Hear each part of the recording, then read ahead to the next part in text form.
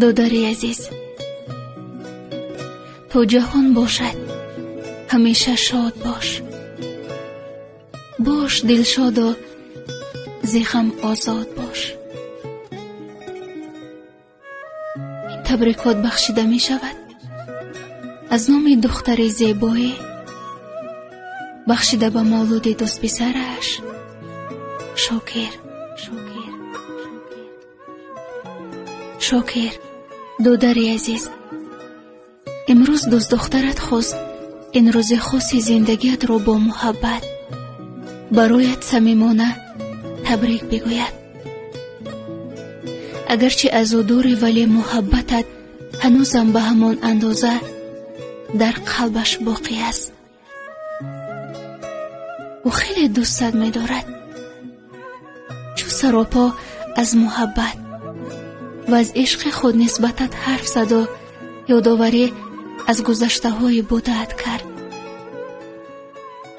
ما با شاکر طول 2 سال می شود که حرف می زنیم و امروز خیلی پزمانی روزها و لحظه های گذشته با او داشته شدم، زیرا در گذشته ما با هم خیلی خوب بودیم. خیلی یکدیگر رو دوست می داشتیم. رازگوی و رازدان و رازبردار همدیگر بودیم.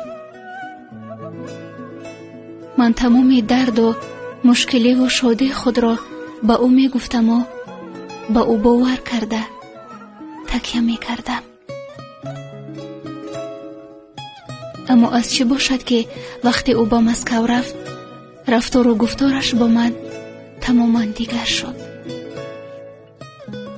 شاید این را خودش احساس نکند، ولی من، قلب من، وجود من احساس می کند که او شاکر قبلی نیست. من پیش از رفتنش از همه چیز می ترسیدم.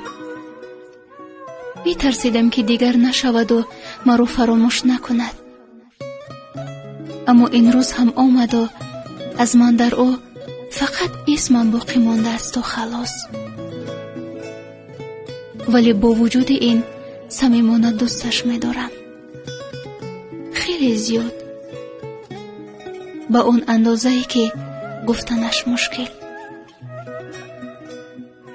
پس امروز می گویمش عزیزم، جشن مولودت مبارک. شاکر، اگرچه تو انسانی قبلی نیستی، اگرچه مهر و محبتت کم شده است، ولی دوستت می دارم و می خواهم به گذشته برگردیم، به اون روزهایی که بدون یکدیگر نمی توانستیم باشیم.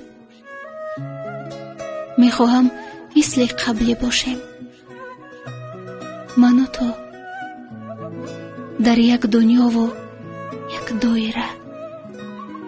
تمام. من به خاطر تو با مقابل همه ایستاد شدم. من تو رو به جز خودت در کسی نگفتم. من به تو آنگونه نگریستم که کسی رو نگاه نکردم. من تو رو حتی بیشتر از خودم دوست داشتم و پزمان روزهای گذشته شدم. روزهایی که دوستت می دارم می گفتی و مهربانیم می کردی. روزهایی که می گفتی و می خندیدی. باورم داشتی و امیدم می بخشیدی. من پزمان این روزها شدم عزیزم. پس بیا مثل قبل دوباره خوب باشیم.